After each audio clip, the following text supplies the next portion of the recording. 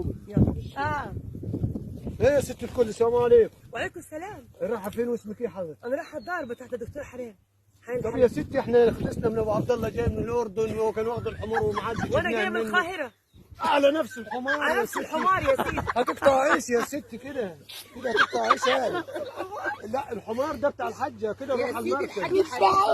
وهي ركبت نفس الحمار طب هي اللي اعطيها لك؟ ومسافره بينا، مسافره انا هرن على الحاجه حنان. رن على انا الحاجة اشوف حنان. الحمار ده اللي لقيته بره الكهف. اسم حضرتك ايه؟ انا اسمي الفنانه اسرار الجمال. لا لا انا كده بسمع لك ومش هقدر اتكلم، يبقى اكيد من طرف الحاجه حنان وجايه تبص على القمح بتاعها. بس انا حبيت اعرف الحاجه حنان. انا بص لقيت عندكم كروم، بس الماسوره هتطير عيني يعني، ماسوره العصا. علاء، انت ابو علاء. انا ابو علاء، راجل الشقي اللي بيقولوا عليه. انا ابو علاء. ابو علاء. الله يبارك فيك. الأولاد عاملين ايه؟ واللي وداك عند الكروب؟ انا حبيت اشوف الحاجات اللي جوه. ام علاء ما عرضتكيش ما تحت؟ خدتش. لا هطلعك البلد، هطلعك البلد.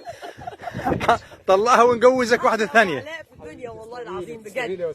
انا في احلى حته في الدنيا والله يا جماعه. انا في المنيا صملوط، يعني احلى ناس، القلوب الطيبه الطاهره. انا اول حاجه اتخيلها، ما تخيلتش ان الاستاذه اسرار الاعلاميه الجميله هتركب الحمار دوت وبالبساطه دي وتتصور معانا وبالجمال بتاعها ربنا ده. يخليك بجد تسلميلي، بجد. شكرا تسلميلي، دكتوره حنان تسلميلي. على روعه المكان ده. وانا حبيت اركب. احنا مسميناه ايه النهارده؟ ده ايه؟ والله ما عارف، انت مش مطلع الا ايش؟ بطاطا. لا لا لا. سموه بطاطا.